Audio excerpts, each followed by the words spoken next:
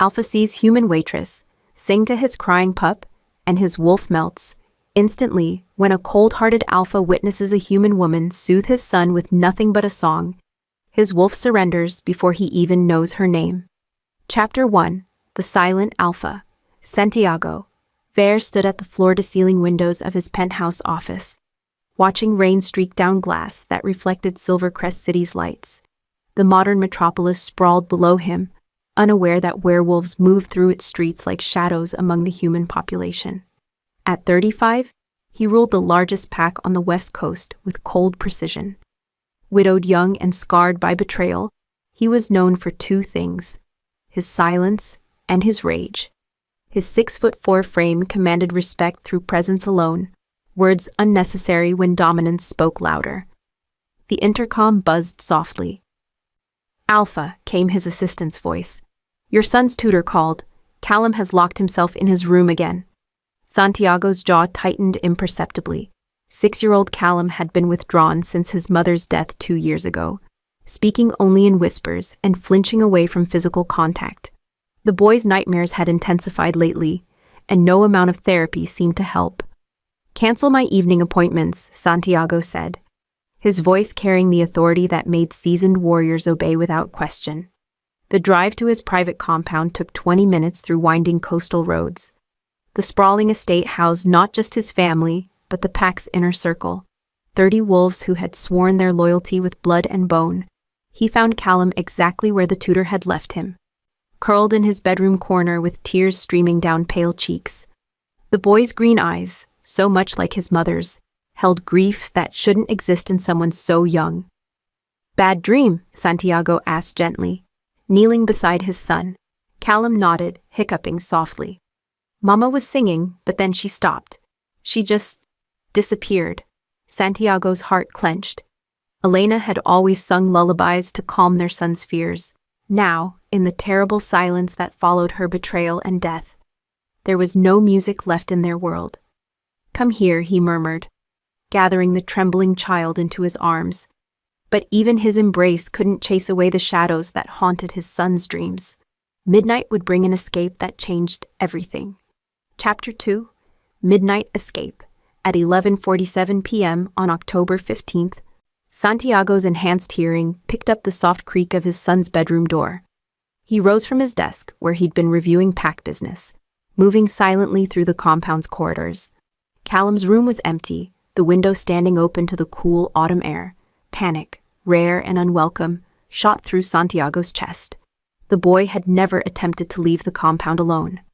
In the distance, he caught his son's scent trail leading toward the main road. Santiago shifted partially, letting his wolf's superior senses guide him through the darkness. The trail led away from pack territory's safety and toward the city's edge, where late-night establishments catered to insomniacs and shift workers. 20 minutes of tracking brought him to Ruby's Diner, a worn establishment that had served coffee and comfort food for 3 decades.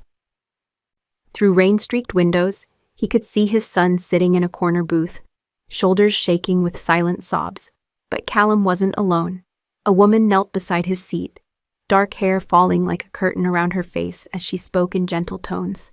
She wore a simple waitress uniform, her name tag reading Fiona, and something about her posture suggested someone accustomed to soothing other people's pain. Santiago had been prepared to storm inside, to claim his son and disappear before any humans could ask uncomfortable questions. Instead, he found himself frozen on the sidewalk, listening to something he hadn't heard in 2 years. Humming. The woman was humming a melody, not the same tune Elena had sung, but something equally gentle. And impossibly, miraculously, Callum's crying had stopped.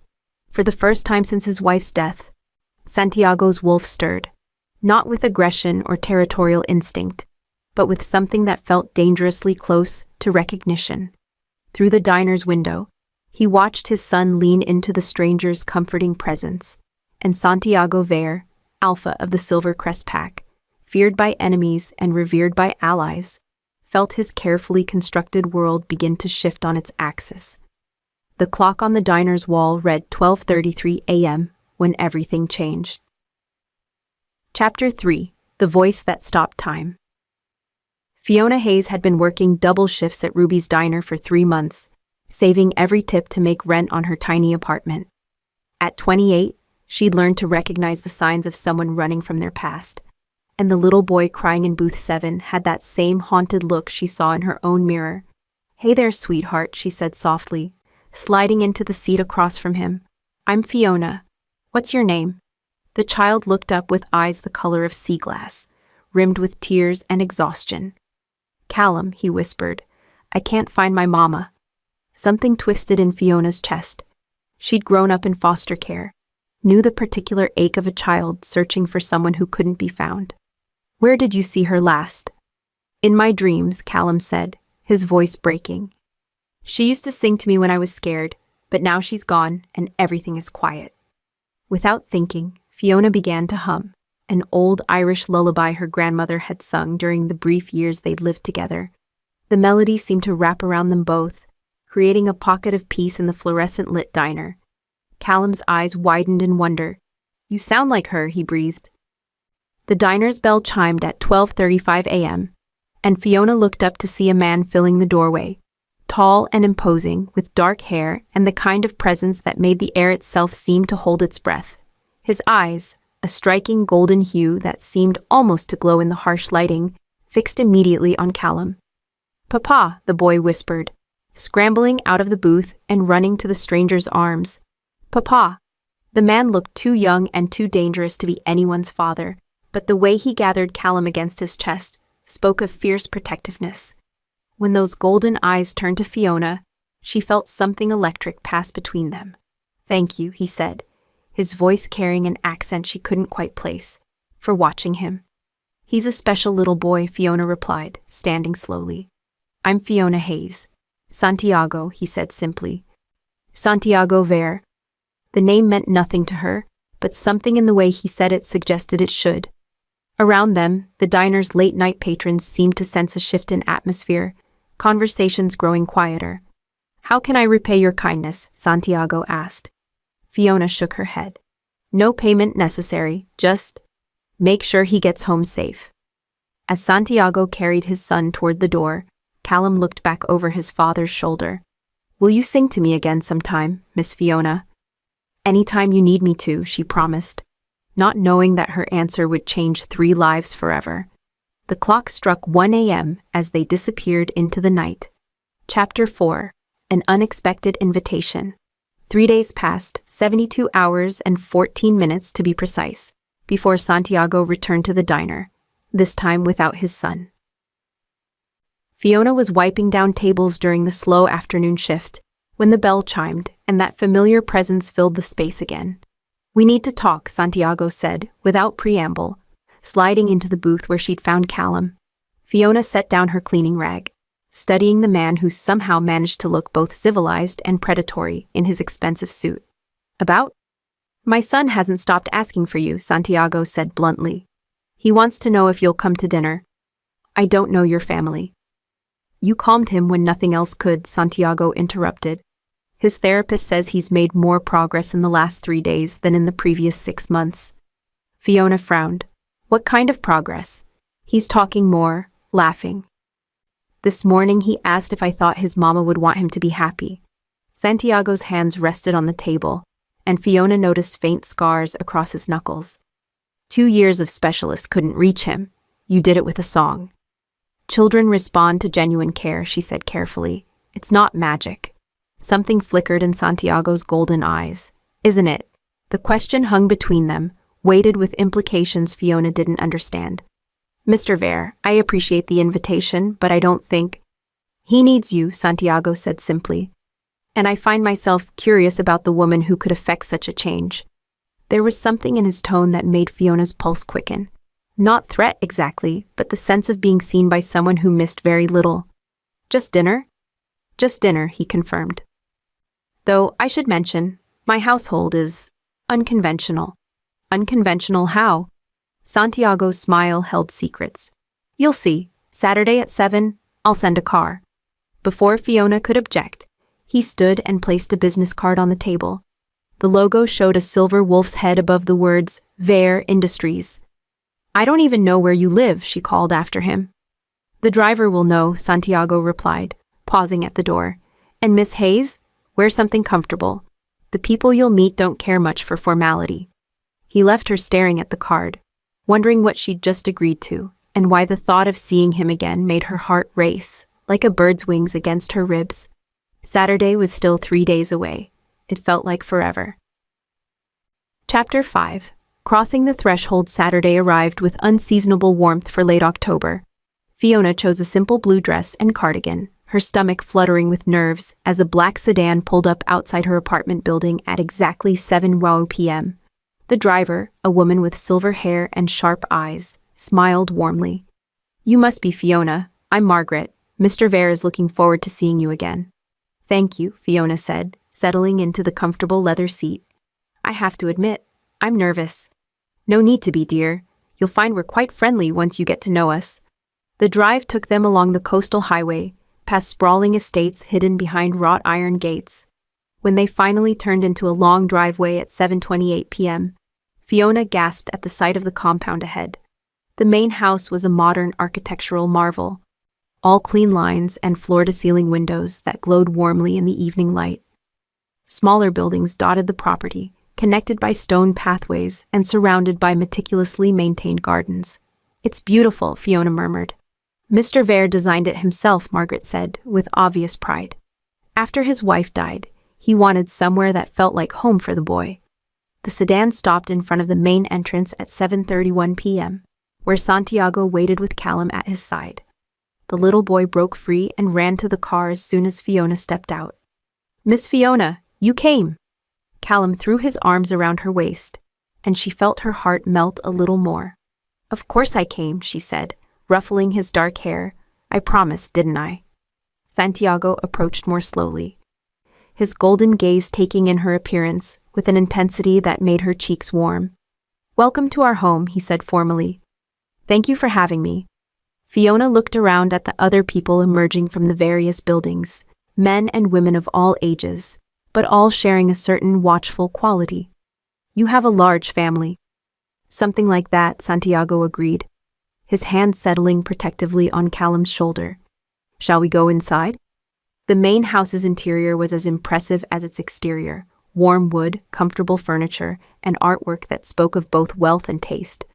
But what struck Fiona most was how the other residents moved around Santiago. They didn't walk past him. They approached with obvious deference, murmured brief greetings, and stepped aside when he passed. It reminded her of nature documentaries about wolf packs, the way subordinates acknowledged their leader. "Are you some kind of boss?" she asked quietly as Santiago led her toward the dining room. "You could say that," he replied. "I run a security consulting firm. Most of the people here work for me." It wasn't exactly a lie, Fiona supposed, though she sensed there was more to it. The dining room held a long table set for 3, intimate despite its size. "I wanted tonight to be just us," Santiago explained, noting her surprise. "The others will meet you later if you're willing." As they sat down to dinner at 7:45 p.m., simple but perfectly prepared food, Fiona found herself relaxing despite the strangeness of the situation.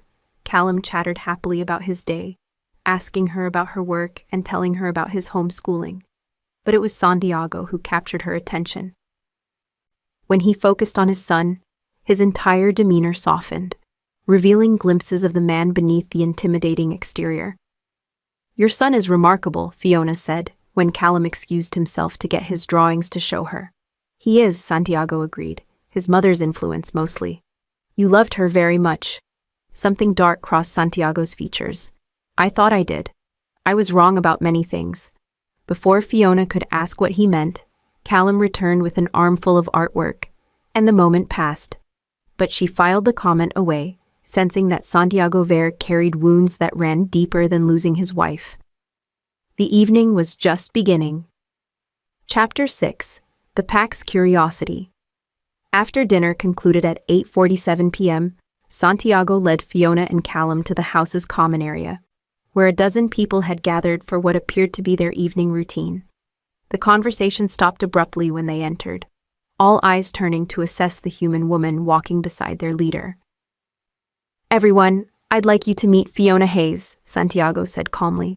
"Fiona, these are some of my colleagues." A woman in her 40s stepped forward, her silver hair pulled back in a severe bun. Despite her polite smile, her dark eyes held obvious suspicion. "I'm Nadia Chen, head of security. We've heard about your kindness to Callum." "He's easy to be kind to," Fiona replied honestly. "Indeed." Nadia's gaze seemed to weigh and measure. Children are often the best judges of character. More introductions followed. Jonas, a lean man with scars across his knuckles. Rebecca, barely out of her teens, but carrying herself with unusual confidence. Marcus, elderly and distinguished with silver at his temples. Each greeting was polite but guarded, as if they were all waiting for something. "Can you sing the song again?" Callum asked, tugging on Fiona's hand. "Here?" Fiona glanced around at the watching faces. "Maybe we should, please?" The little boy's eyes were hopeful. "Everyone wants to hear how pretty your voice is." Fiona felt heat climb her cheeks, but Santiago nodded encouragingly. Settling into a chair with Callum on her lap at 9:03 p.m., she began to hum the same Irish lullaby she'd sung at the diner. The effect was immediate and startling. Every person in the room seemed to relax, their postures softening as the melody filled the space. Even Nadia's stern expression eased. And Jonas, who'd been standing with aggressive tension, sank into a nearby chair. When the song ended, silence stretched for several heartbeats. Then Marcus spoke, his voice filled with wonder. "Remarkable," he murmured. "Absolutely remarkable." "What is?" Fiona asked, confused by their reactions. "Nothing," Santiago said quickly, shooting a warning look around the room. "Just a beautiful voice." But Fiona caught the meaningful glances exchanged between the others, the way they looked at her with something approaching awe. Whatever had just happened, it was more significant than Santiago was letting on. "I should probably head home," she said, standing carefully with Callum still in her arms. "It's getting late." "Of course," Santiago's voice was carefully neutral. "I'll have Margaret drive you back." As she prepared to leave at 9:21 p.m., Callum hugged her tightly. "Will you come back soon?" "If your father doesn't mind," Fiona said, looking up at Santiago. "You're welcome here any time," he replied, and the sincerity in his voice made her heart skip. During the drive back to the city, Margaret was unusually quiet. Finally, Fiona couldn't stand it anymore. "What happened back there?" she asked. "Everyone acted like I'd done something extraordinary." Margaret met her eyes in the mirror again. "Maybe you have, dear. Maybe you have." But she wouldn't explain what that meant, leaving Fiona with more questions than answers, and the strangest feeling that her life was about to change in ways she couldn't imagine.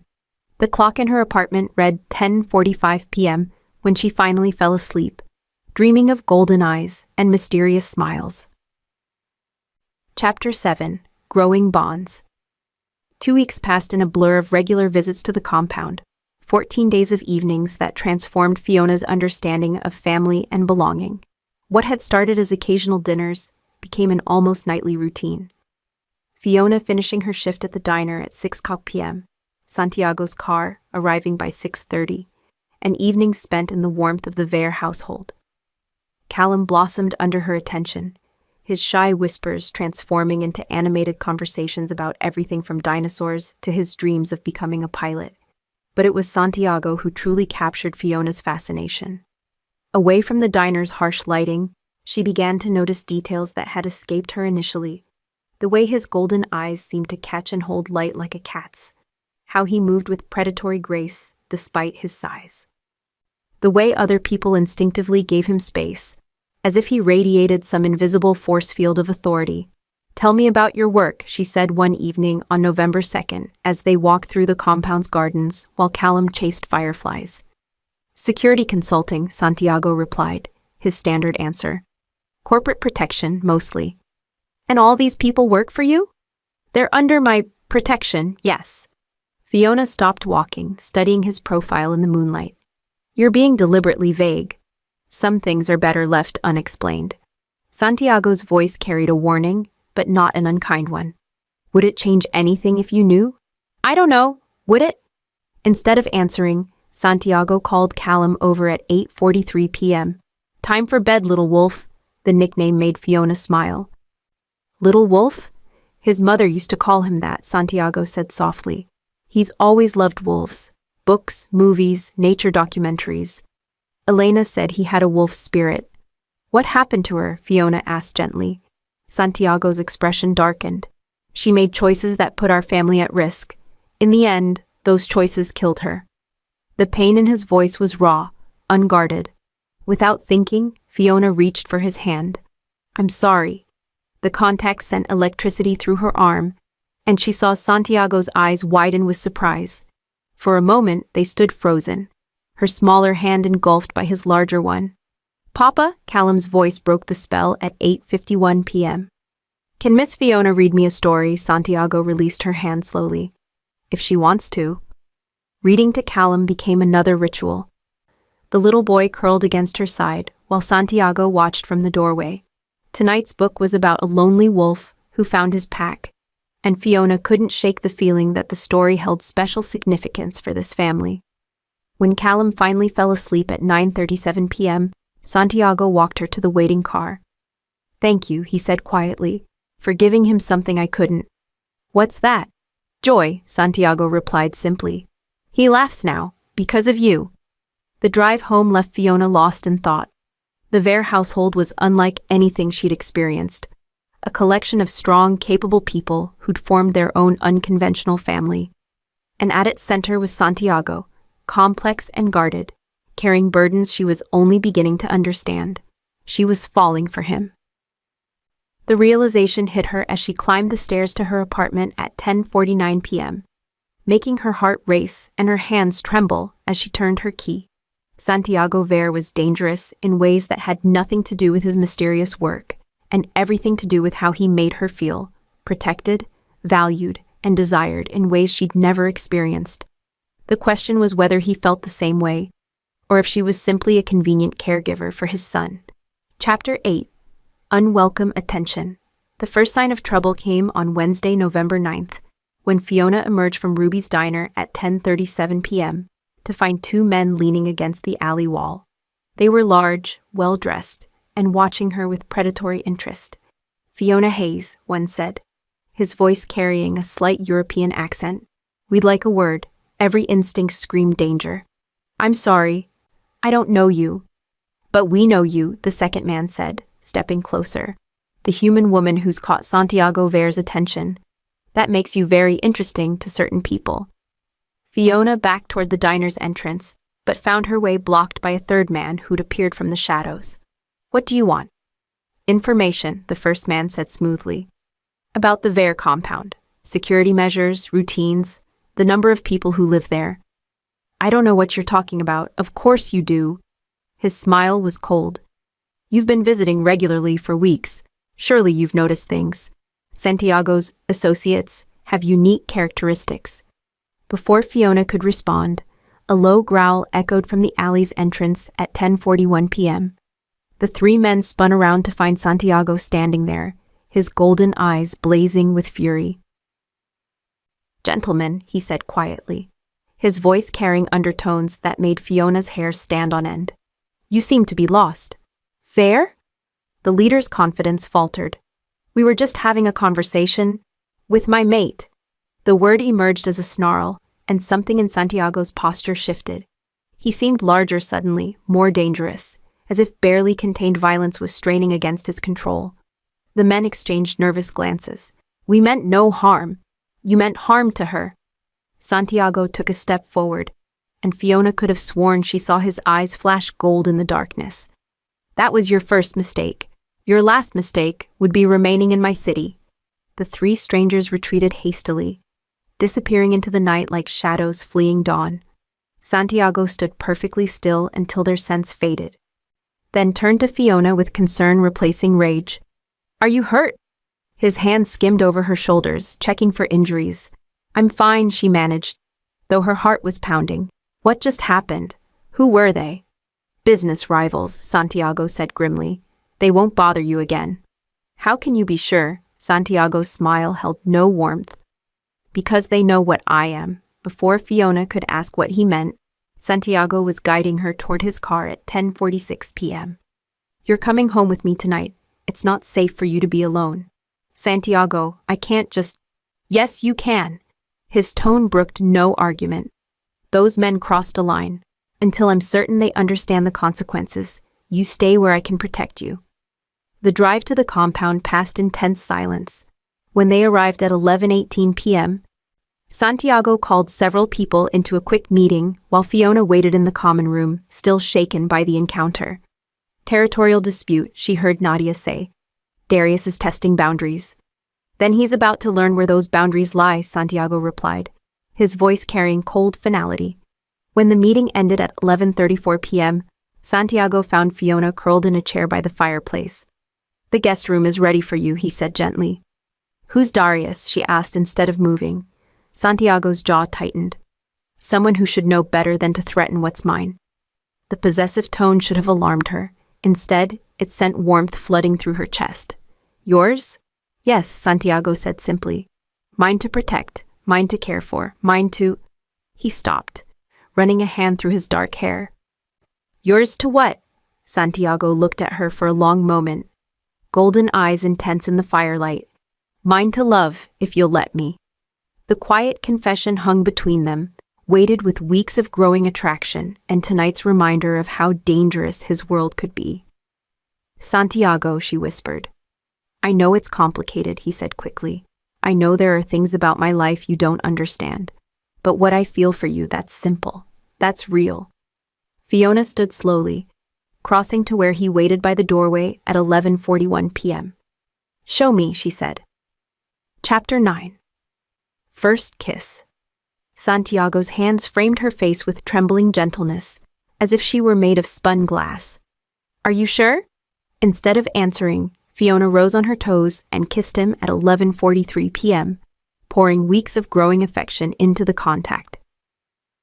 Santiago went perfectly still for a heartbeat, then gathered her against him with careful reverence. The kiss was everything she'd imagined and more, tender but passionate, controlled but desperate.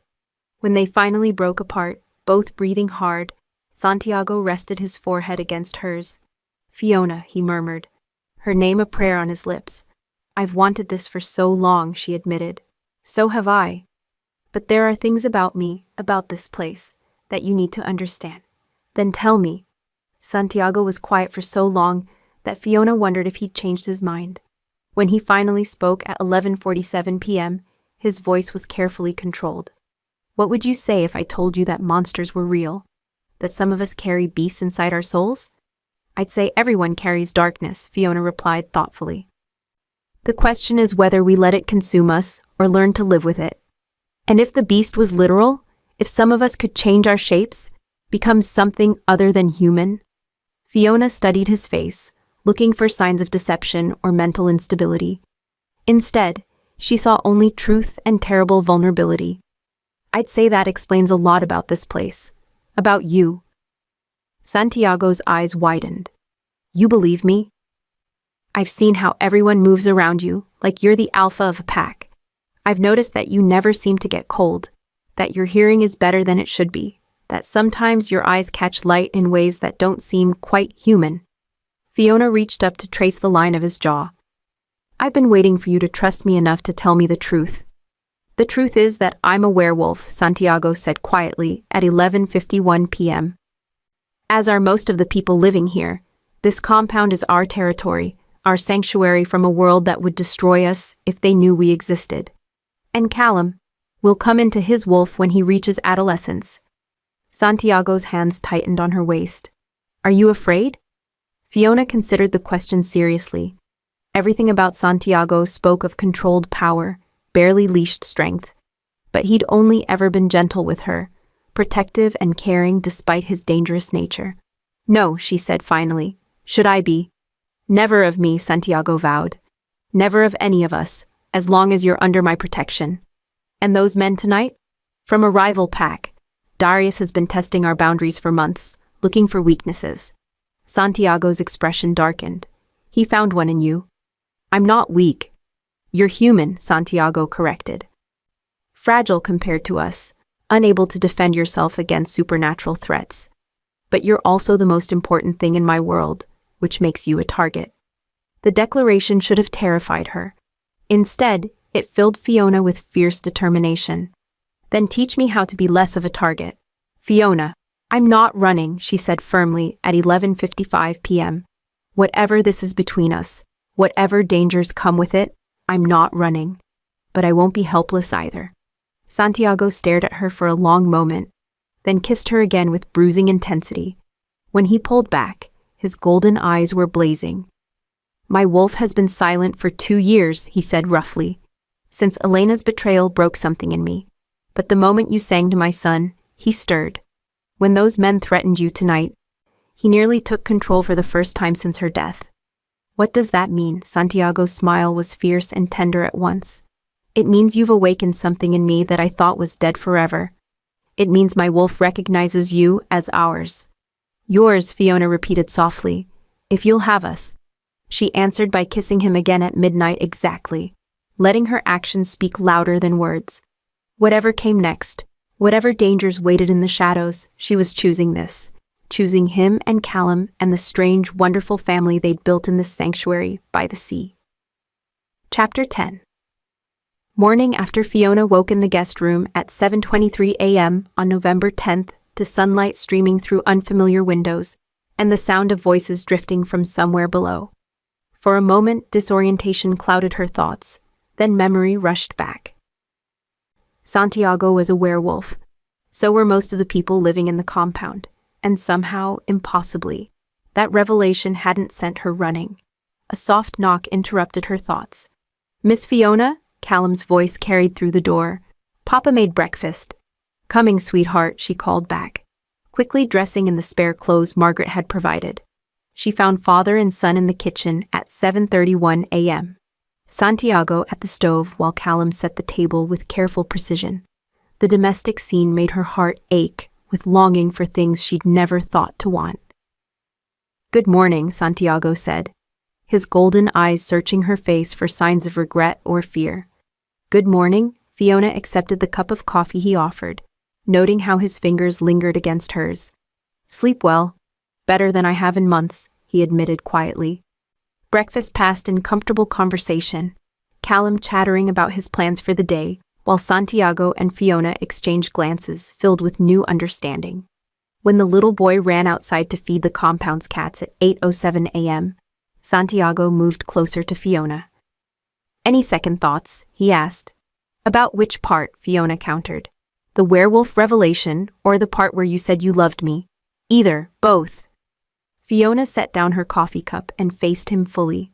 Santiago, I've spent my entire adult life feeling like an outsider everywhere I went.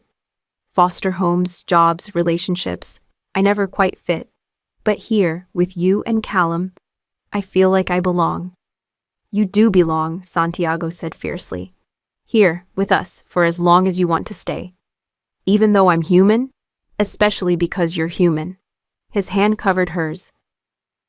You see us as we are, not monsters or legends, just people trying to live and love and protect what matters to us. A commotion outside interrupted their moment at 8:12 a.m.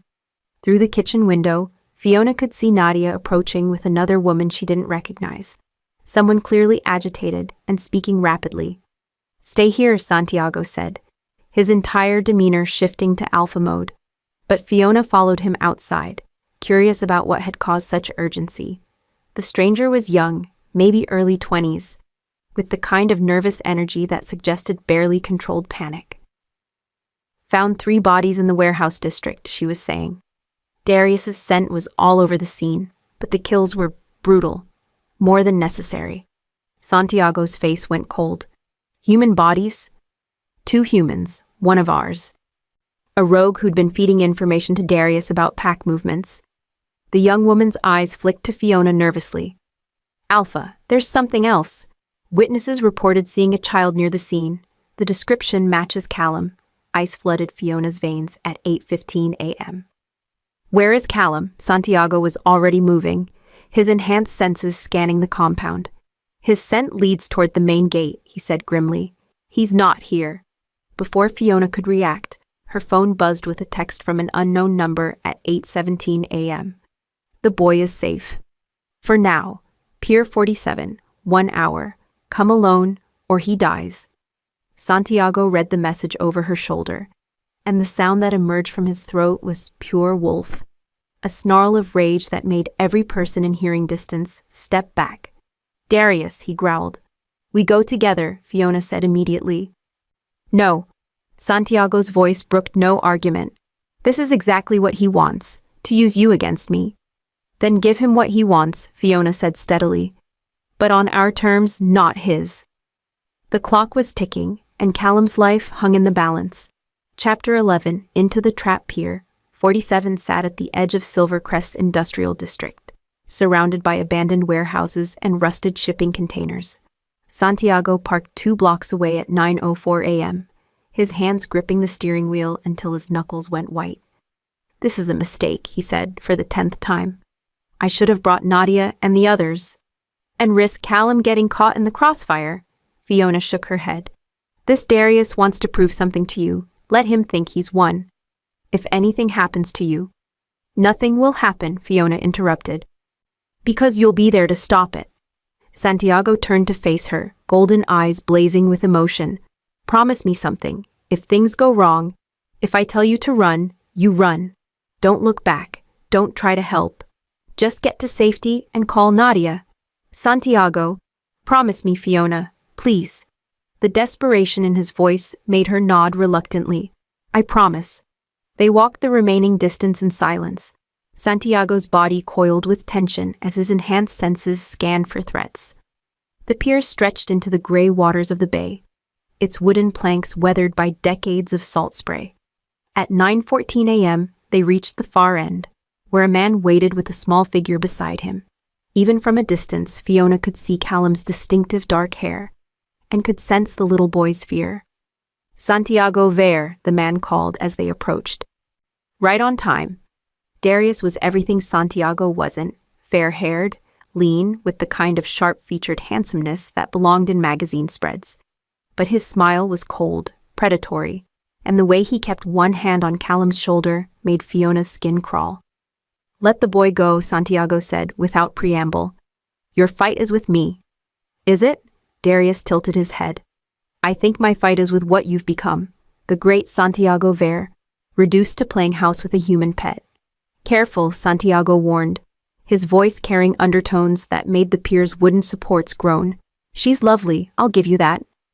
Darius's pale eyes fixed on Fiona with disturbing intensity. "I can see the appeal, but really, Santiago, a waitress? Where's your pride?" "My pride is irrelevant," Santiago replied coldly. "What do you want?" "What I've always wanted. Your territory, your pack, your position." Darius's grip tightened on Callum, making the boy whimper. "But first, I want to see you broken the way I was broken when you took everything from me." "Papa!" Callum's voice cracked with fear at 9:17 a.m. Santiago started forward, but stopped when Darius produced a silver knife, holding it close to Callum's throat. Not yet." The implication hit Fiona like a physical blow. "You're going to kill him?"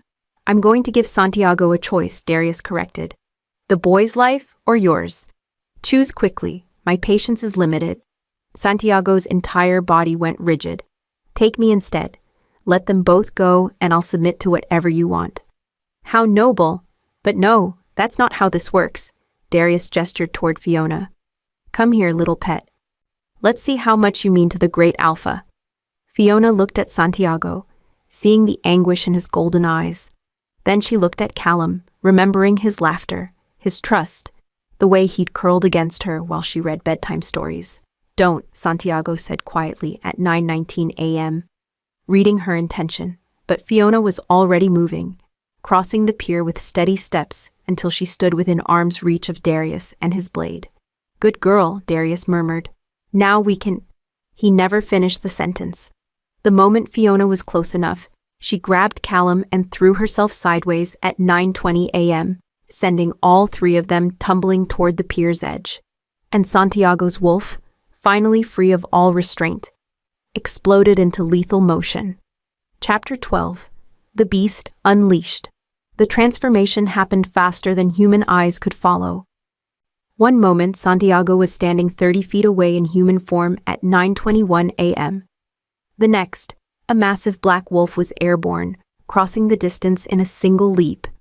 Darius barely had time to raise the silver knife before 180 pounds of furious werewolf slammed into him, sending them both crashing through the pier's safety railing and into the churning water below. Fiona rolled away from the edge, pulling Callum against her chest as the sounds of supernatural battle echoed from the bay. Snarls, splashing, and the occasional human cry of pain painted a violent picture she couldn't see. "Is Papa going to be okay?" Callum whispered, clinging to her shirt. "He's going to be fine," Fiona promised, hoping desperately that she was right. The fighting seemed to go on forever, though it was probably only minutes. When silence finally fell at 9:26 a.m., Fiona crawled to the pier's edge and peered down. Santiago floated in the dark water in human form, one hand gripping the wooden pilings, while the other held Darius's unconscious body. Blood streamed from cuts on both men, but Santiago's eyes were alert and aware as they met hers. "Help me get him up," he called. It took all three of them working together to haul Darius onto the pier, where he lay motionless but breathing. Santiago emerged from the water like some ancient sea god, his clothes torn and his skin marked with rapidly healing wounds.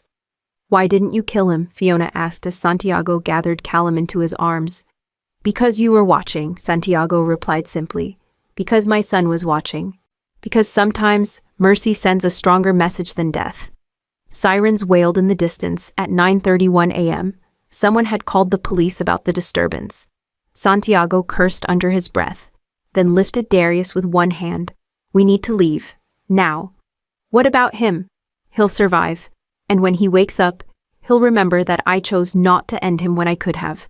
Santiago's golden eyes met hers. "Pack politics are complicated, but the message will be clear. Challenge my family again, and mercy won't be an option." They were halfway back to the car when Callum spoke up from Santiago's arms. "Miss Fiona?" "Yes, sweetheart."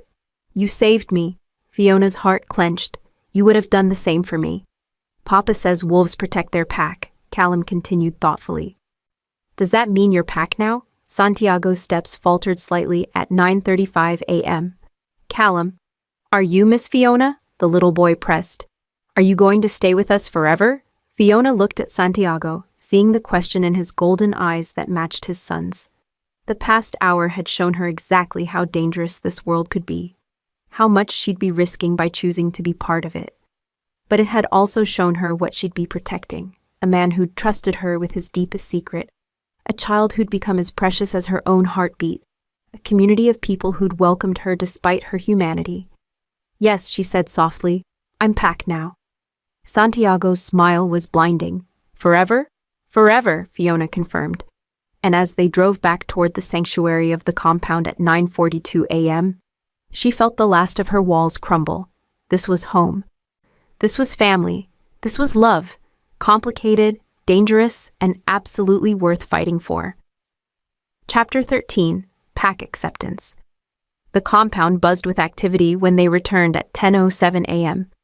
Word of the confrontation had already spread, and pack members gathered in the main house's common room to hear Santiago's account firsthand.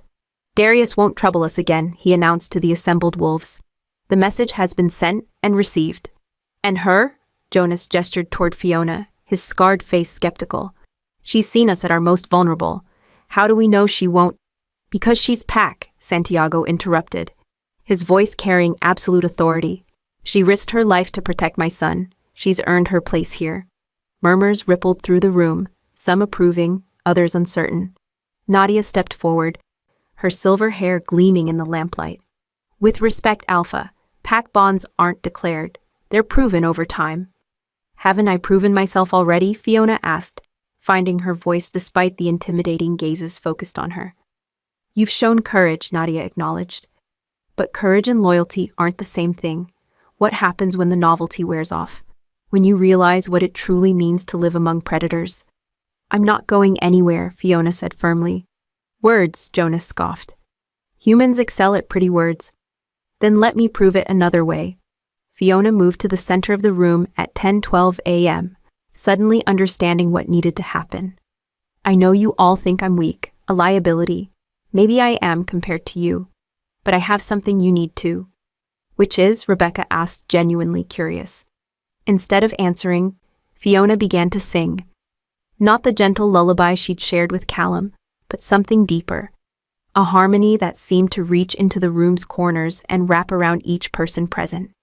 The effect was immediate and profound. Tension drained from aggressive postures. Hostile expressions softened. Even Jonas's perpetual scowl eased as the melody washed over him. When the song ended at 10:15 a.m., the silence stretched for long heartbeats. Then Marcus, the elderly pack elder, spoke with wonder in his voice. "The calm," he whispered. "She carries the calm." "That's impossible," Nadia protested. "Only true Lunas possess that gift. And she's human." "Gifts don't recognize species," Marcus interrupted gently. "Some abilities transcend the boundaries we think define us." Santiago moved to stand beside Fiona, his presence warm and reassuring. "The calm is a rare gift," he explained quietly. "It allows certain individuals to soothe the beast within us, to bring peace when our wolves become too dominant." "Elena possessed it," Nadia said slowly, understanding dawning in her eyes. That's why Callum responded to this woman so strongly. He recognized the same energy in her that he'd lost when his mother died. "But Elena was born Luna," Jonas pointed out. "Bred for pack leadership. This is just a human waitress." "This human waitress," Santiago said, with dangerous quiet, "has done more to heal my son and stabilize this pack in 2 months than anyone has managed in 2 years. Birth doesn't determine worth, Jonas. Actions do." "The wolf decides," Rebecca said suddenly. "That's what my grandmother always taught me. The wolf knows its true Luna, regardless of bloodline or species." All eyes turned to Santiago, waiting for his response. Fiona felt her heart hammering against her ribs as she realized what they were asking. "You want me to shift," Santiago said. "To let my wolf judge her directly." "It's the only way to settle this," Nadia agreed. "If your wolf accepts her as Luna, the pack will follow." "And if he doesn't?" Fiona asked. The room fell silent. Finally, Marcus spoke with gentle honesty. "Then you'll always be an outsider here, tolerated but never truly belonging." Santiago's hands found hers at 10:18 a.m., squeezing gently. "You don't have to do this. We can find another way." "No," Fiona interrupted. "If this is what it takes to be accepted, then let's do it." "My wolf has been unstable since Elena's death," Santiago warned. "I can't guarantee he won't see you as a threat." "Do you trust him?" Santiago was quiet for a long moment. "I trust you," he said finally. "And maybe that's enough." Chapter 14. The Wolf's Judgment. They moved to the compound's central courtyard at 10:23 a.m., where moonlight painted everything in silver and shadow. The pack formed a loose circle around Santiago and Fiona, their faces reflecting a mixture of anticipation and concern. "Remember," Santiago said quietly, "don't run. Wolves see flight as either weakness or prey behavior. Stand your ground, no matter what happens." Fiona nodded, trying to project confidence she didn't feel. "How long does it take?" "The shift? A few seconds. But wolves think differently than humans. He might need time to process your presence." Santiago's golden eyes held hers. "Whatever he does, remember that I love you. Human or wolf, that doesn't change." Before she could respond, Santiago stepped back and closed his eyes at 10:25 a.m. The change began as a ripple beneath his skin, muscles shifting and bones extending with sounds that should have been painful but seemed perfectly natural. Within moments, the man she loved was gone, replaced by the massive black wolf she'd glimpsed briefly during the fight with Darius. This close, she could see details she'd missed before, the way starlight seemed caught in his dark fur, the intelligence burning in eyes that had shifted from golden to pure amber. He was beautiful. He was terrifying. He was definitely not human. The wolf circled her slowly, his massive head level with her chest. She could feel his breath against her skin, could smell the wild scent of forest and storm that clung to his fur. When he stopped directly in front of her at 10:27 a.m., they regarded each other in silence. Fiona fought every instinct screaming at her to flee, to submit, to acknowledge the predator before her. Instead, she did something that surprised everyone present, including herself. She reached out and touched his head. The wolf went perfectly still as her fingers encountered the soft fur between his ears. His amber eyes widened, and a sound emerged from his throat, not a growl, but something almost like a whine of recognition. "Hello," Fiona whispered. "It's nice to finally meet you properly." The wolf's massive head pushed into her touch, seeking more contact. His tail, which had been held in neutral position, began to wag slowly. Then he did something that made the entire pack gasp in astonishment. He bowed. Not the play bow of a dog, but the deep, formal submission of a wolf acknowledging his superior. His massive frame folded until his chest touched the ground, his great head lowered in perfect deference. "Impossible," someone breathed. The wolf held the position for several heartbeats at 10:29 a.m., then rose and shifted back to human form. Santiago stood before her naked and magnificent, his golden eyes blazing with wonder. "What just happened?" Fiona asked. "My wolf chose his Luna," Santiago said simply. "He recognized you as his mate, his partner, his equal in all things." "But I'm human, you're ours," Santiago interrupted, pulling her into his arms. "Species doesn't matter, power doesn't matter. You calm the beast, Fiona. You make us better than we are alone." Nadia stepped forward. Her expression transformed from skepticism to respect. "Luna," she said formally, inclining her head in a slight bow. "The pack acknowledges you." One by one, the others followed suit, offering the same gesture of acceptance. Even Jonas bent his head, though his smile was rueful. "I owe you an apology," he said when he straightened. "And my loyalty, for what it's worth." "It's worth everything," Fiona replied, still overwhelmed by what had just transpired. As the pack dispersed at 10:34 a.m., chattering excitedly about the unprecedented events they'd witnessed, Santiago wrapped his arms around Fiona from behind. "No regrets," he murmured against her ear. "Only one," she said, leaning back against his solid warmth. "Which is?" "That it took us so long to get here." She turned in his arms, rising on her toes to kiss him softly. "I love you, Santiago Veyr. All of you. Even the monster. Especially the monster," she whispered.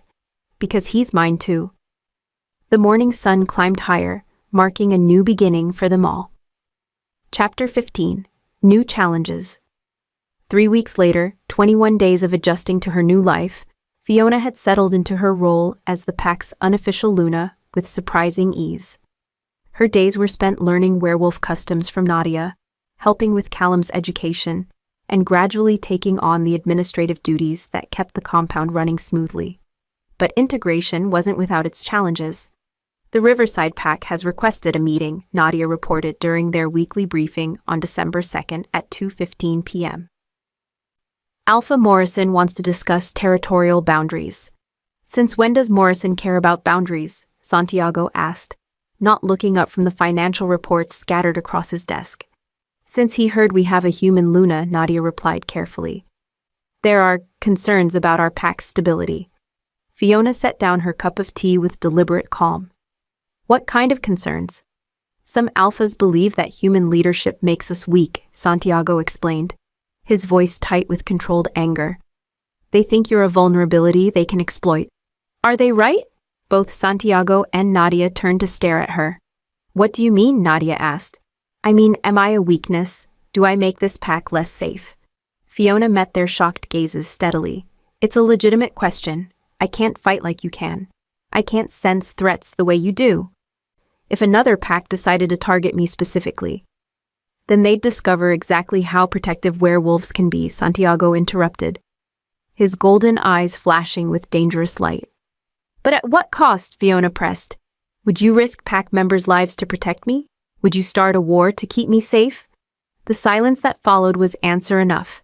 Santiago's hands clenched on the papers he'd been reading, and Nadia shifted uncomfortably in her chair. "That's what I thought," Fiona said quietly. "Fiona," Santiago began, but she held up a hand to stop him. "I'm not running away," she clarified. "But I need to understand the full scope of what my presence here means. If other packs see me as a target or a weakness, then I need to be prepared for that." "How do you want to be prepared?" Nadia asked, genuine curiosity replacing her discomfort. "Teach me," Fiona said simply. "I can't become a werewolf, but I can learn to defend myself. I can study pack politics, understand our alliances and enemies. I can become an asset instead of just a liability. Santiago's smile was fierce with pride. You're already an asset, but if you want to learn, we'll teach you everything we can. Starting with self-defense, Nadia added. If you're going to be Luna, you need to be able to protect yourself when we can't. Over the following days, Fiona threw herself into her education with determination that impressed even the most skeptical pack members. She learned to shoot, to fight with blades, to recognize the scents and signs that warned of supernatural threats. But more importantly, she began to understand the intricate web of relationships that connected the various packs throughout the region. Morrison's pack controls the industrial district, Santiago explained one evening on December 5th, as they reviewed maps in his office at 7:43 p.m. The Riverside territory has been in their family for generations, but his son is weak, easily influenced.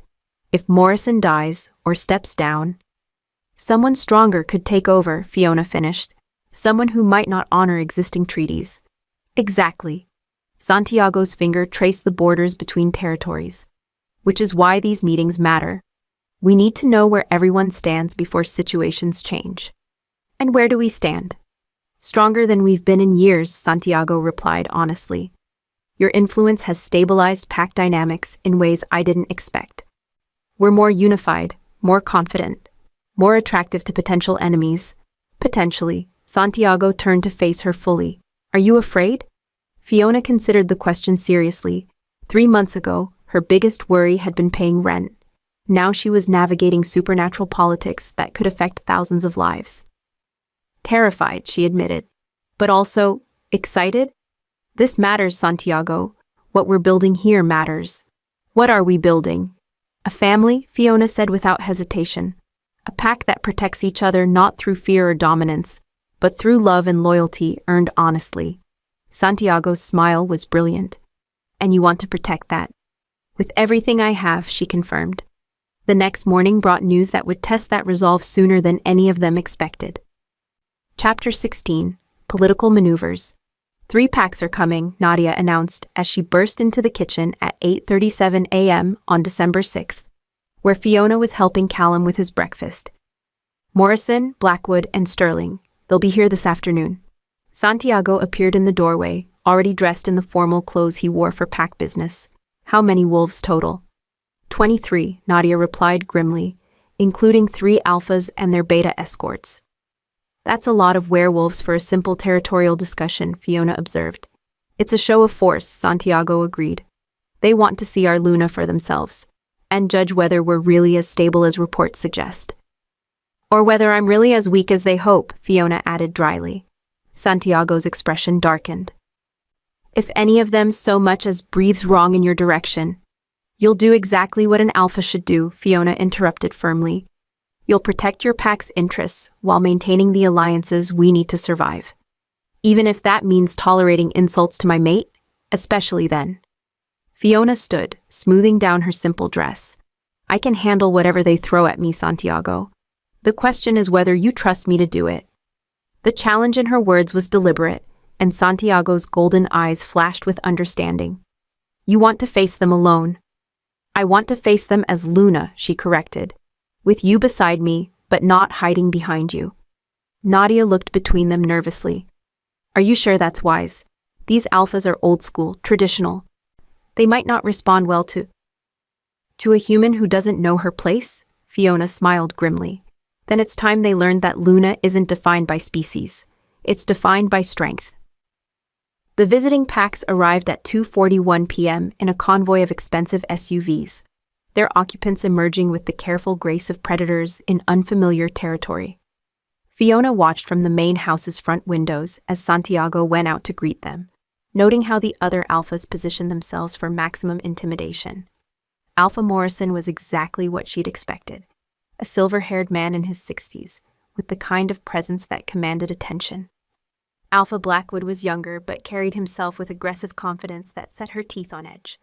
Alpha Sterling surprised her by being female.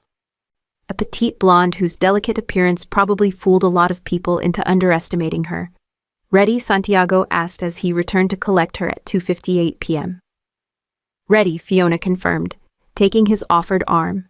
They walked into the compound's meeting hall together, where the visiting packs had arranged themselves with obvious strategic intent.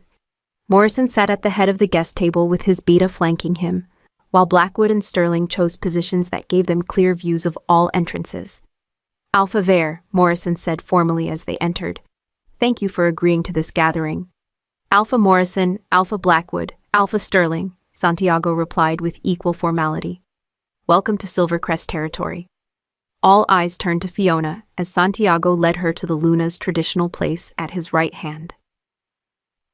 She could feel their assessment, their skepticism, their barely concealed disdain for the human who dared claim a werewolf's position. So this is your human, Alpha Blackwood said, without preamble at 3:02 p.m. She's smaller than I expected. Luna Fiona, Santiago corrected coolly. And size has little bearing on strength, as I'm sure your pack has learned. The subtle insult, referencing Blackwood's recent defeat by a smaller neighboring pack, hit its target. The younger Alpha's eyes flashed with anger, but he held his tongue. Of course, Alpha Sterling interjected smoothly. We're all curious about the woman who managed to tame the infamous Santiago Veyr. The words were polite, but the tone carried clear mockery. Fiona felt Santiago tense beside her, sensed the protective anger building in his wolf. Time to prove herself. Chapter 17. Luna's Strength. Tame is an interesting word choice, Fiona said calmly at 3:04 p.m., her voice carrying clearly through the meeting hall. It suggests that strength requires wildness, that leadership demands brutality. Alpha Sterling's eyebrows rose slightly. Doesn't it? In our world, the weak are consumed by the strong. It's the natural order. Natural for predators, perhaps, Fiona agreed. But even wolves understand that the strongest packs are built on cooperation, not just dominance. Pretty words, Alpha Blackwood scoffed. But what happens when cooperation fails? When diplomacy breaks down? Can your human philosophy stop a silver bullet or a rival pack's claws? No, Fiona admitted freely. But it can prevent the situations that lead to bullets and claws in the first place. Can it? Morrison spoke for the first time since introductions, his weathered face thoughtful. Give me an example. Fiona glanced at Santiago, who nodded almost imperceptibly. 3 weeks ago, 2 of our pack members had a territorial dispute that was escalating toward violence. Traditional alpha response would have been to establish dominance through physical confrontation. The stronger wolf wins, the weaker submits. And what did you do instead? Sterling asked with genuine curiosity. I listened, Fiona said simply. Really listened to what each wolf needed, what they feared, what they hoped to protect. The dispute wasn't about territory at all. It was about respect and recognition. Once we addressed those underlying needs, the territorial issue resolved itself. And if listening had failed, then Santiago would have intervened as Alpha, Fiona replied. But first, we tried understanding. It's amazing how many conflicts dissolve when people feel heard. Morrison leaned back in his chair at 3:07 p.m., studying her with intelligent eyes. You speak of pack members as people, not wolves or subordinates. Because that's what they are, Fiona said firmly. Individuals with their own hopes and fears and dreams. Yes, they're werewolves, and yes, that brings certain instincts and needs. But reducing anyone to just their supernatural nature ignores the complexity that makes them valuable pack members. Even the dangerous ones, Blackwood challenged. We all have wolves who struggle with control, who respond to violence because it's the only language they understand. Especially them. Fiona's voice softened with compassion. Those wolves usually struggle with control because they're afraid of rejection, of punishment, of being seen as monsters. When you treat them as people worth saving instead of problems to be managed, you'd be surprised how often they respond with loyalty instead of aggression. Silence fell over the room as the visiting alphas processed her words. Finally, Sterling spoke again at 3:10 p.m., but this time her tone carried respect instead of mockery. You really believe that, don't you? That humans and werewolves can coexist as equals? I believe that strength comes in many forms, Fiona replied. Physical power, emotional intelligence, strategic thinking, moral courage. They're all valuable. A pack that recognizes and cultivates all forms of strength is going to be more resilient than one that only values dominance. And when other packs disagree, Morrison asked pointedly. When they see your philosophy as weakness and decide to test it. Santiago spoke for the first time since introductions, his voice carrying quiet menace. Then they learn that protecting what we've built makes us stronger, not weaker. Protection requires power, Blackwood insisted. True, Fiona agreed. But power without purpose is just destruction. We protect our way of life because it's worth protecting, not because we can force others to accept it. Morrison stood slowly at 3:13 p.m., and Fiona felt tension ripple through the room. But instead of challenge, his expression held something like approval. Luna Fiona, he said formally, inclining his head in a slight bow, you speak wisdom. The gesture sent shock waves through the other alphas, but Morrison continued as if he hadn't just acknowledged a human's authority. Silvercrest Pack remains stable and strong. Morrison Pack recognizes this alliance and will honor existing territorial agreements. One by one, the other alphas followed suit, offering their own formal acknowledgments. Even Blackwood, though his bow was perfunctory and his expression remained skeptical. As the visiting packs prepared to leave at 3:27 p.m., Sterling approached Fiona privately. That was well done, she said quietly. But you should know not everyone will be convinced by words alone. Some alphas only understand strength. Then they'll see strength, Fiona replied, just not the kind they expect. Sterling's smile was sharp with approval. I think I'm going to enjoy watching your story unfold, Luna. After the visitors departed, Santiago found Fiona in their bedroom, finally allowing exhaustion to show in her posture. How do you feel? He asked gently. Like I just survived my first political trial, she admitted. But also, proud? I think we proved something important today. What's that? That love doesn't make us weak, Fiona said, turning to face him. It makes us worth fighting for. Santiago's smile was brilliant as he pulled her into his arms. My extraordinary Luna. Your equal, she corrected softly. Always your equal. The afternoon had tested them both, and they had emerged stronger. Chapter 18. Domestic bliss life settled into a new rhythm over the following weeks. December brought the first snowfall of the season. And Fiona officially moved into the main house on the 15th, sharing Santiago's suite and waking each morning to the sight of his sleeping face in the early light. Callum had adjusted to her permanent presence with joy that made her heart ache with love. Miss Fiona, he said one morning on December 20th as she helped him get ready for his lessons, are you going to be my mama now? The innocent question hit her harder than she'd expected. Would you like me to be? Yes, Callum replied without hesitation. But what do I call you? Papa says you're Luna now, but the other kids have mamas and papas. Fiona knelt to his level, smoothing his dark hair. What would you like to call me? Can I call you Mama Fiona? His green eyes were hopeful. So you're both? I would love that, she whispered, pulling him into a hug that threatened to crack her heart open with happiness. Good, Callum said pragmatically. Now can you teach me to make pancakes like you made yesterday? The cooking lesson that followed was chaotic and wonderful, flour ending up in their hair and batter splattered across the counter. Santiago found them laughing together at 8:43 a.m., Callum standing on a stool while Fiona guided his hands in flipping pancakes. What's all this? He asked with amusement.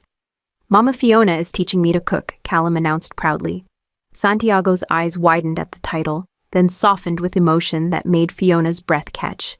Mama Fiona, is it? If that's okay with you, Fiona said quietly. It's perfect, Santiago replied, his voice rough with feeling. You're perfect. Later that evening, after Callum was asleep, they walked through the compound's gardens, hand in hand. The December air was crisp, filled with the scent of wood smoke from the fireplaces burning in various buildings. Do you miss your old life? Santiago asked suddenly at 9:37 p.m. Fiona considered the question seriously. I miss the simplicity sometimes, when my biggest worry was paying rent on time instead of navigating supernatural politics. Any regrets? None, she said firmly. This is messier and more complicated and sometimes terrifying, but it's also full, rich, meaningful in ways my old life never was. Even with the dangers, especially with the dangers. Fiona stopped walking, turning to face him in the moonlight. I spent years playing it safe, taking no risks, forming no deep connections. I was surviving, but I wasn't really living. And now? Now I have a family, she said simply. A purpose that goes beyond just getting through each day. A love that's worth fighting for. Santiago cupped her face in his hands, thumb brushing over her cheekbone. I love you, Fiona, more than I thought it was possible to love anyone.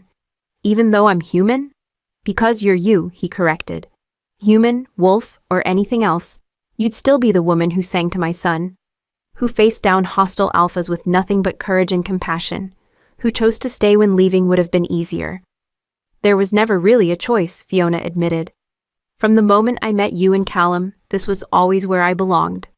Their kiss was soft and sweet at 9:41 p.m., filled with promises and possibilities. Around them, the compound hummed with peaceful activity, their pack, their family, their home. But in the distance, headlights moved along the coastal road, and Santiago's enhanced hearing caught the sound of engines approaching, multiple vehicles moving with purpose toward their territory. Santiago, Fiona noticed his sudden tension. We have visitors, he said grimly, and they're not here for social calls. The peaceful evening was about to become something much more dangerous. The clock on the compound's bell tower struck 10 p.m. exactly as the first vehicles reached their gates. Chapter 19. Threat Approaches. The vehicles stopped just outside the compound's main gate at 10:03 p.m. 6 black SUVs arranged in an aggressive formation that spoke of military precision. Santiago's pack responded immediately, emerging from their buildings with the coordinated efficiency of a well-trained unit. How many? Nadia asked as she joined them on the main house's front steps. 35 heartbeats, Santiago replied, his enhanced senses providing details human awareness couldn't match. Armed, disciplined, and confident enough to approach our territory openly. Known hostiles. Mixed sense, some familiar, some not. Santiago's golden eyes glowed slightly in the darkness as his wolf rose closer to the surface. But the lead vehicle carries Darius's scent. Fiona felt ice form in her stomach. I thought you dealt with him. I showed him mercy, Santiago corrected grimly. Apparently, he interpreted that as weakness. The compound's defensive positions activated smoothly. Pack members took positions behind cover while maintaining clear lines of retreat. Windows darkened as non-combatants moved to secure areas. Within minutes, the peaceful residential community had transformed into a fortress. Options? Santiago asked Nadia. Negotiation, confrontation, or siege, she replied efficiently. If they want to talk, they can request a meeting properly. If they want to fight, we make them come to us on our terms. And if they want to test our resolve, then we show them exactly how resolved we can be.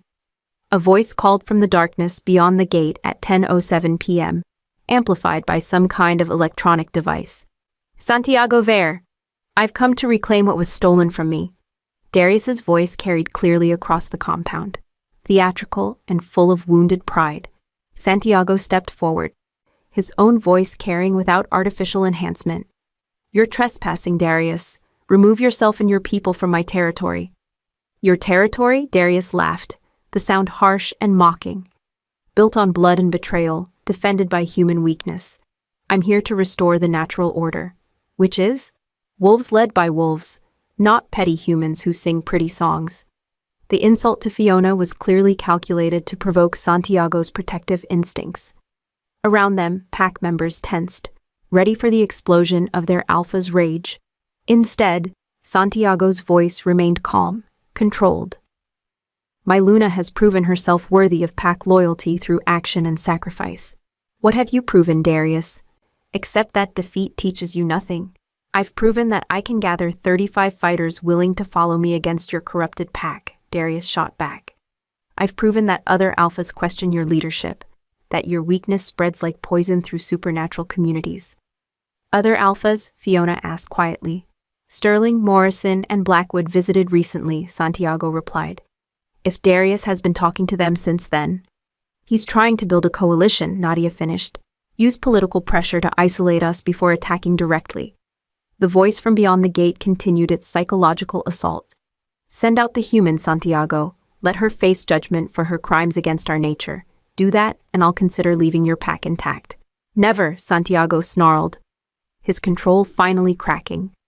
Then you've chosen, Darius replied with satisfaction. We'll take her anyway, and your son with her. The abomination you've created dies tonight. The threat to Callum was the last straw.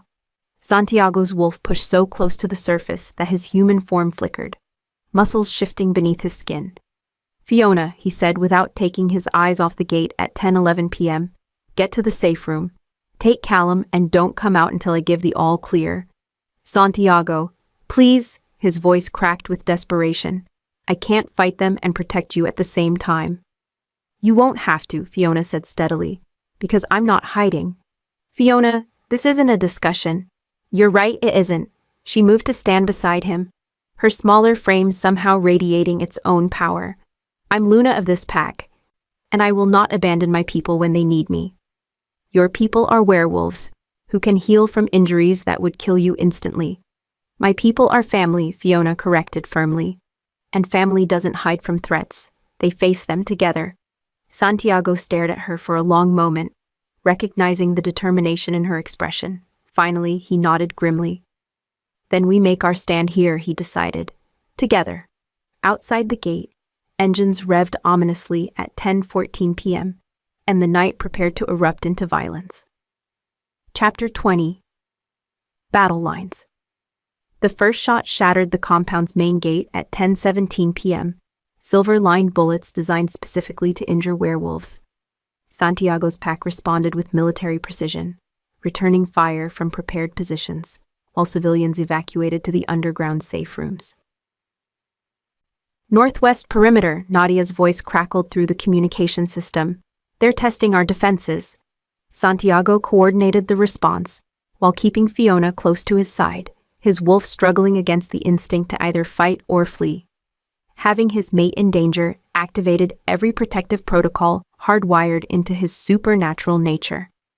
I need to help coordinate evacuations, Fiona said, watching pack members escort elderly wolves and children toward the secure bunkers. Too dangerous. Santiago, her voice cut through his protest with quiet authority. Trust me to do my job while you do yours. The next hour passed in controlled chaos. Darius's forces probed the compound's defenses, testing for weaknesses while avoiding direct confrontation. They wanted Santiago to make the first aggressive move, to justify whatever they had planned. It's a trap, Jonas observed during a brief lull in the fighting at 11:23 p.m. They're not trying to break through, they're trying to draw us out. Or keep us pinned here while they move the real attack into position, Nadia added grimly. Santiago's enhanced hearing caught sounds from the eastern approach, vehicles moving with stealth through the forest that bordered their property. Flanking maneuver. 20 minutes, maybe less. We can't hold two fronts with current numbers, Nadia reported. Then we don't try to hold them, Santiago decided. We make them come to us on ground of our choosing. The compound's defensive strategy shifted, pulling back to create a concentrated defensive core around the main buildings. It looked like retreat to outside observers, but it actually consolidated their strength while channeling attackers through predetermined kill zones. Clever, Fiona observed as she helped coordinate supply distribution to the fighting positions. You don't approve? I think there might be a better way. Fiona studied the tactical displays spread across the command table. What if we could end this without a pitched battle? Darius came here for blood, Santiago replied. I don't think he's in a negotiating mood. No, but his followers might be. Fiona pointed to the sensor readings showing the attacking forces' positions. Look at their formation. Disciplined but not coordinated. These aren't battle-tested warriors fighting for a cause they believe in. They're hired guns following orders. Your point? My point is that hired guns can be convinced to find other employment if the job becomes too expensive. Before Santiago could ask what she meant, alarms sounded from the southeastern perimeter at 11:47 p.m. Darius had finally made his move. Chapter 21. The Luna's Gambit. I'm going out there, Fiona announced, as explosions lit up the compound's defensive perimeter at 11:51 p.m. Absolutely not, Santiago replied immediately, his wolf snarling at even the suggestion. Listen to me, Fiona insisted, gripping his arm. Darius wants to prove that human leadership makes packs weak. If I hide while you fight my battles, we're proving his point.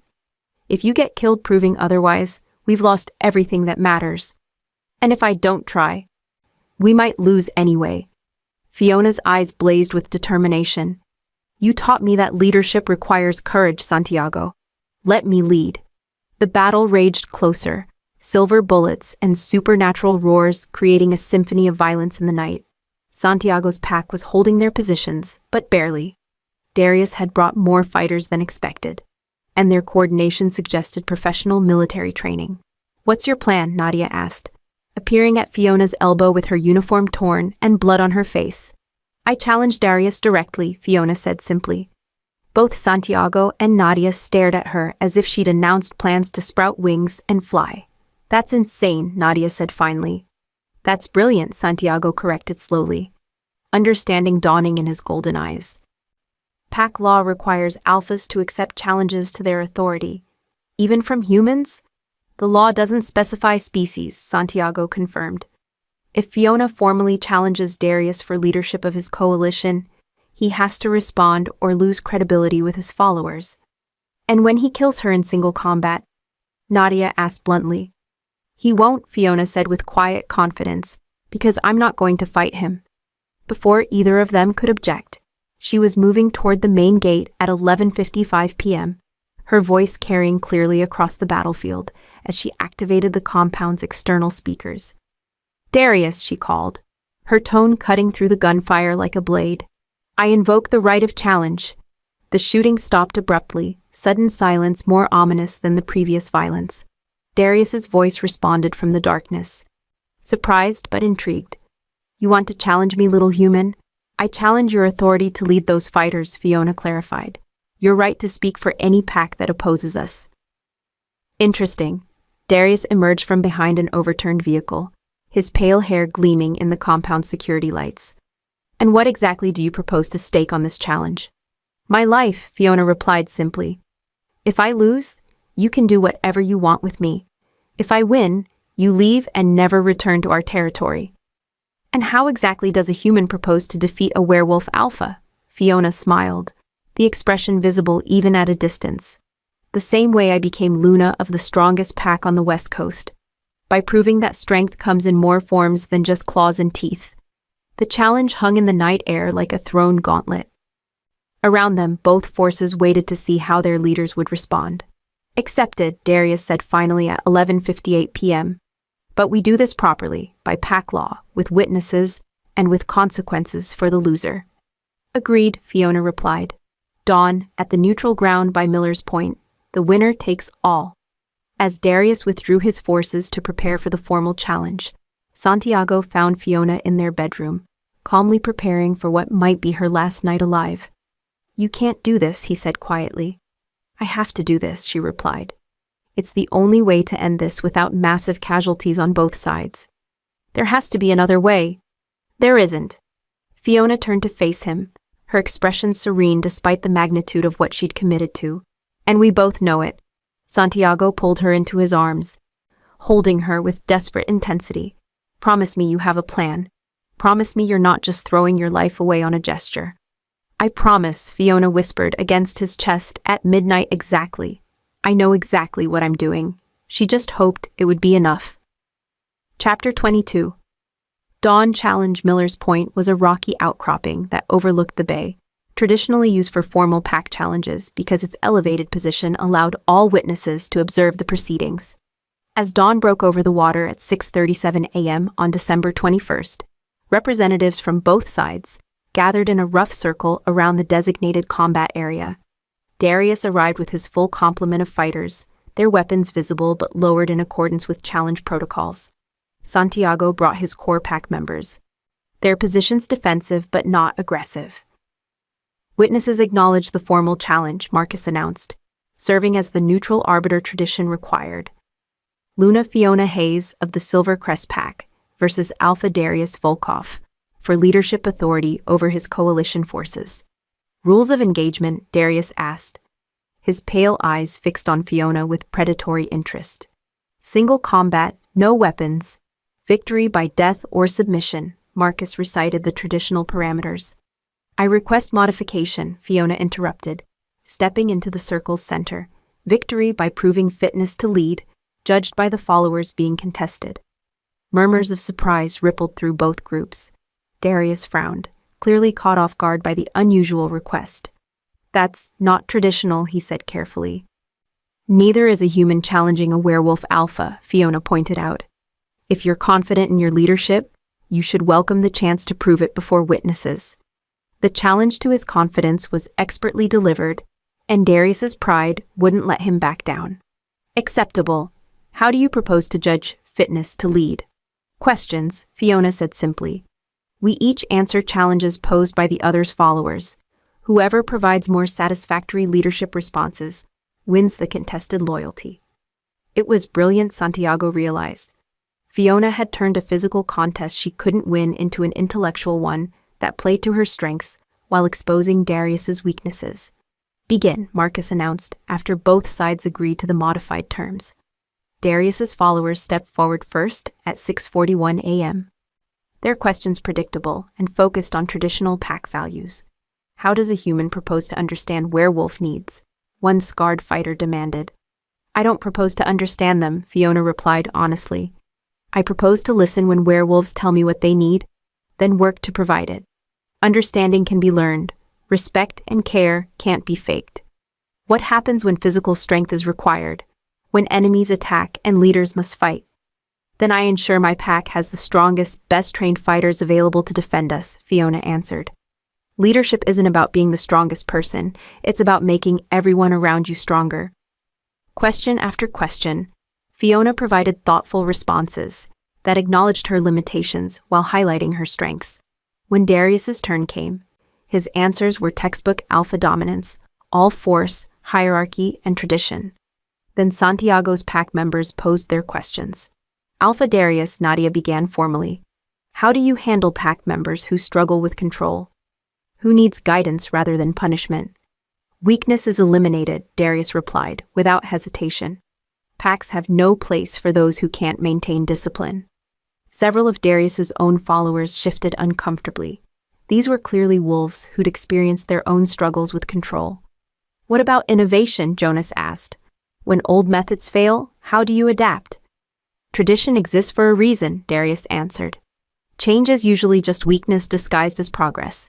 More uncomfortable stirring from his coalition. These fighters had followed him because they wanted change from their previous pack dynamics. The questioning continued for an hour, Fiona demonstrating compassionate pragmatism while Darius revealed increasing rigidity and contempt for anyone he considered inferior. Finally, Marcus called for the judgment at 7:53 a.m. Fighters who came with Alpha Darius, he announced formally, you have heard both leaders speak. Who commands your loyalty? The silence stretched painfully. Then, one by one, Darius's followers began stepping away from his side of the circle. Not all of them, maybe half, remained loyal to their original alpha, but the rest moved to neutral ground, effectively withdrawing their support. The challenge is decided, Marcus declared. Luna Fiona has won contested loyalty through superior leadership demonstration. Darius stood alone except for his most dedicated followers, his face twisted with rage and humiliation. This proves nothing. She manipulated them with pretty words. She demonstrated why wolves choose to follow her instead of being forced to, one of the defectors interrupted. There's a difference. As the crowd dispersed at 8:07 a.m., Darius approached Fiona with his remaining loyalists. This isn't over, he snarled quietly. Yes, it is, Santiago said, appearing at Fiona's side with his own pack backing him. You accepted the challenge and lost. Pack law requires you to honor the results. And if I don't, then you become rogue, Santiago replied coldly. And we all know what happens to rogues who threaten pack leaders. Darius retreated with his diminished forces, but his parting glare promised future trouble. Think he'll honor the agreement? Fiona asked as they watched him disappear. For now, Santiago replied. But you've humiliated him publicly. His pride won't let that stand forever. Then we'll be ready when he comes back. We will, Santiago agreed, pulling her close. My brilliant, brave, impossible Luna. Your equal, Fiona corrected with a smile. Always your equal. The dawn had brought victory, but also the promise of challenges yet to come. Chapter 23. New Alliances. The aftermath of the challenge brought unexpected consequences. Within days of Darius's defeat, delegations from 3 neighboring packs requested formal meetings, not to challenge Silvercrest's strength, but to explore potential alliances. Word travels fast in supernatural communities, Nadia observed on December 24th, as they prepared for the latest round of diplomatic visits. Your victory at Miller's Point has impressed people. It wasn't a victory, Fiona protested. It was just conversation. It was leadership, Santiago corrected. You turned a potential bloodbath into a demonstration of why wolves choose to follow, rather than simply submit.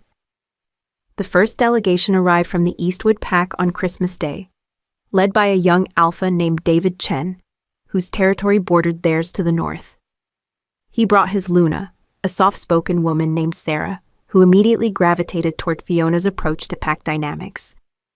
We've heard remarkable things about your integration methods, Sarah said, as they toured the compound at 2:15 p.m. Wolves and humans working together as equals. It's revolutionary. It's just practical, Fiona replied. Everyone has strengths to contribute. Why waste resources because of species prejudice? The tour showcased Silvercrest's innovations, mixed training programs that taught wolves and humans to work together, medical facilities that combined supernatural healing with modern technology, educational systems that prepared young wolves for life in both supernatural and human worlds. Impressive, David admitted.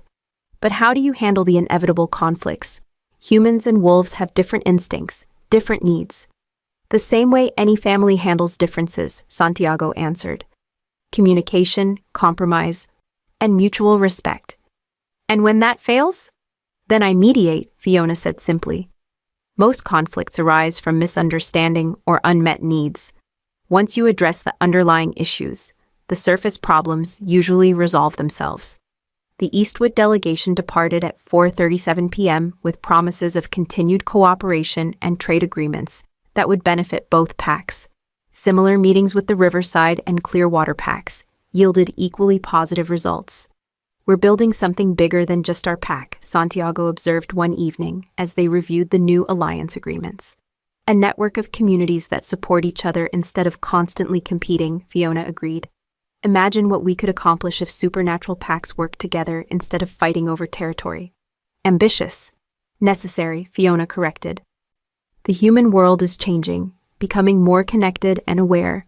Isolated packs won't survive long-term. We need cooperation to maintain our secrets and protect our people. Santiago's smile was proud and wondering. 6 months ago, you were serving coffee in a late-night diner. Now you're architecting supernatural political alliances.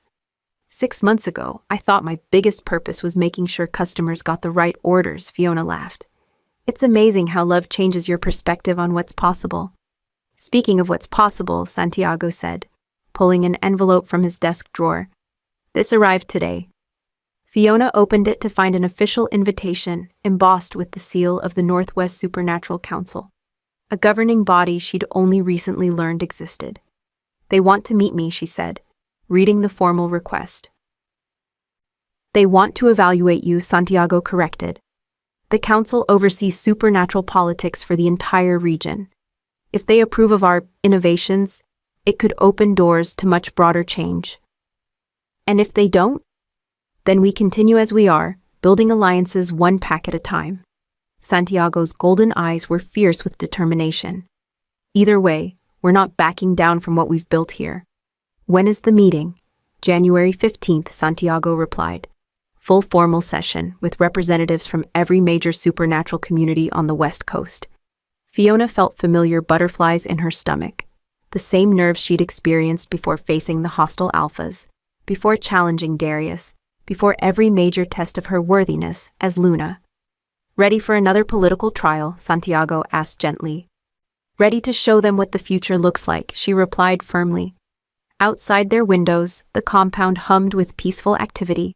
Children played in the gardens while their parents worked together on various projects.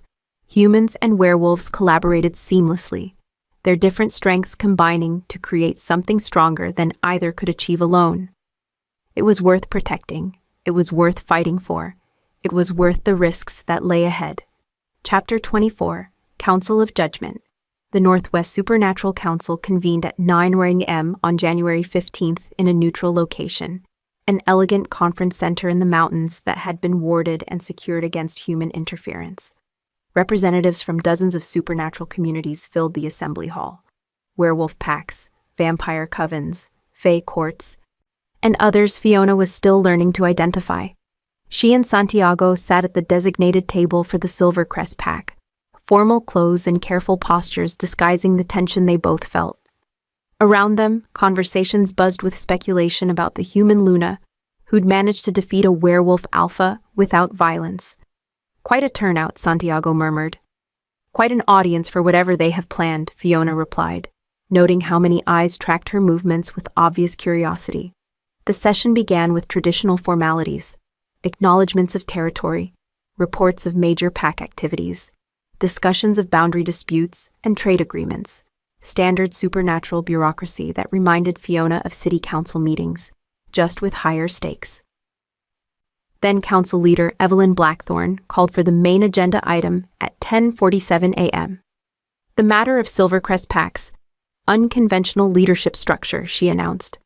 "Luna Fiona Hayes, you stand before this assembly as the first acknowledged human pack leader in recorded history." "I stand before you as myself," Fiona replied calmly. "Species is less important than actions." "Is it?"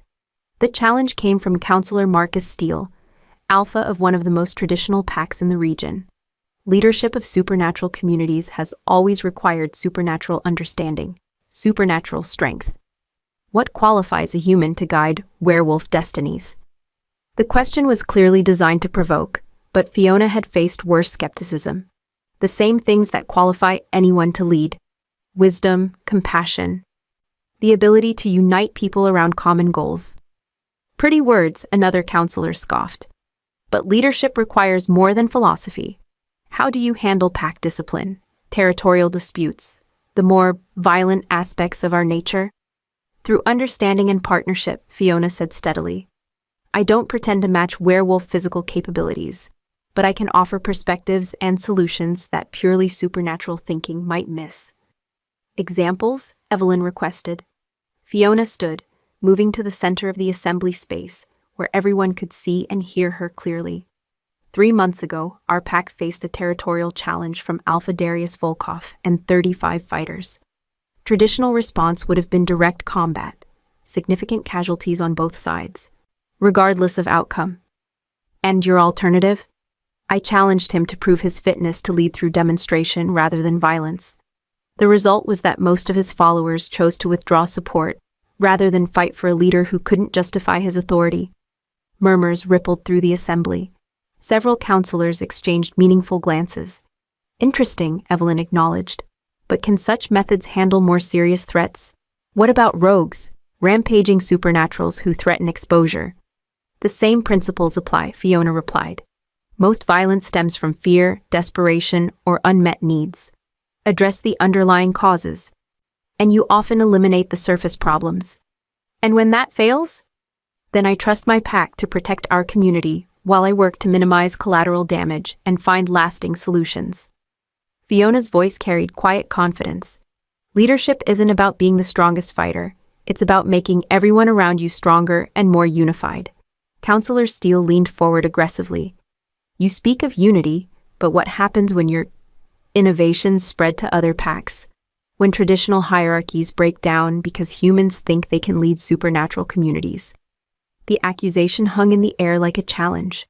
Fiona could feel the assembly's attention focusing, waiting for her response to this crucial question. "Then perhaps traditional hierarchies were never as strong as we thought," she said quietly. "True strength doesn't fear change. It adapts and grows." "Revolutionary thinking can be dangerous," Evelyn warned. "So can stagnation," Fiona countered. "The world is changing around us. Humans are becoming more aware, more connected, more capable of discovering our secrets. Isolated supernatural communities won't survive long-term. We need cooperation, innovation, and new approaches to old problems." "And you believe you can provide those new approaches?" "I believe we can develop them together," Fiona corrected. "Not humans replacing supernaturals or supernaturals dominating humans, but true partnership based on mutual respect and shared goals." The debate continued for hours, with various counselors testing Fiona's knowledge, challenging her methods, and probing for weaknesses in her philosophy. Through it all, she remained calm and thoughtful, acknowledging limitations while defending her core beliefs. Finally, Evelyn called for a recess at 3:21 p.m., while the council deliberated privately. "How do you think it went?" Fiona asked Santiago as they waited outside the assembly hall. "Better than I hoped," he admitted. "You held your ground without being defensive, showed strength without arrogance. Think it's enough. We'll know soon." The afternoon sun climbed higher as they waited for judgment that would shape the future of supernatural politics. Chapter 25. Love Conquers All. The council reconvened after sunset at 6:43 p.m., their faces grave with the weight of decision. Evelyn Blackthorne stood to address the assembly, her voice carrying clearly through the hushed hall. "The Northwest Supernatural Council has reached a decision regarding Silvercrest PAC's leadership structure," she announced formally. "After extensive deliberation, we find—" The pause seemed to stretch forever, with Fiona's heart hammering against her ribs as she waited for judgment. "That unconventional methods, properly applied, can indeed strengthen supernatural communities," Evelyn continued. "Luna Fiona Hayes is hereby recognized as legitimate PAC leader, with all rights and responsibilities that position entails." Relief flooded through Fiona so powerfully that she nearly collapsed. Around them, the assembly erupted in mixed reactions, some applauding, others clearly disapproving, most simply stunned by the unprecedented decision. However, Evelyn's voice cut through the noise. "This recognition comes with conditions." The hall fell silent again, waiting. "Silvercrest PAC will serve as a test case for human supernatural integration. Regular reports will be submitted to this council regarding the success and challenges of your methods. Should problems arise that threaten supernatural security or exposure, you'll revoke recognition," Santiago said grimly. "We'll take appropriate action," Evelyn confirmed. "Luna Hayes, do you accept these terms?" Fiona stood slowly, feeling the weight of history in the moment. "I accept the responsibility to prove that cooperation serves us better than division, that strength comes in many forms, and that love can indeed overcome the barriers we build between ourselves." "Then this session is concluded," Evelyn declared at 6:51 p.m. "May your innovations serve the greater good." As the assembly dispersed, various counselors approached to offer congratulations, warnings, or simple curiosity about what came next. Through it all, Santiago remained at Fiona's side, his presence warm and reassuring. "Proud of you," he murmured, when they finally found a moment of relative privacy. "Proud of us," Fiona corrected. "None of this would have been possible without your trust, your support, your willingness to let love change everything." "Our love changed everything," Santiago agreed. "The question is, what do we do with this victory?" "We keep building," Fiona said firmly. "Keep proving that there's a better way to live together. Keep showing that the future belongs to those brave enough to embrace it." They drove home through the night, arriving at the compound as dawn painted the sky in shades of rose and gold. The gates opened to welcome them back to their sanctuary, their PAC, their family, their testament to the power of love to transform the world. Callum ran out to greet them at 7:28 a.m., his young face bright with joy. "Mama Fiona, Papa, did you win?" "We won," Fiona confirmed, gathering him into her arms. "But more importantly, we proved that love is stronger than fear, that understanding is stronger than hatred, and that family isn't defined by species, it's defined by choice." "Good," Callum said pragmatically. "Can we have pancakes now?" Laughing, they walked into their home together, Alpha, Luna, and Little Wolf, surrounded by the PAC they'd built through courage, compassion, and the revolutionary belief that love truly could conquer all. In the distance, Ruby's diner stood empty in the morning light, its old sign creaking in the wind. Soon it would reopen under new management, becoming a safe haven where humans and supernaturals could meet openly for the first time in generations. The future was bright with possibility, and love, impossible, transformative, worth fighting for love, had shown them the way forward.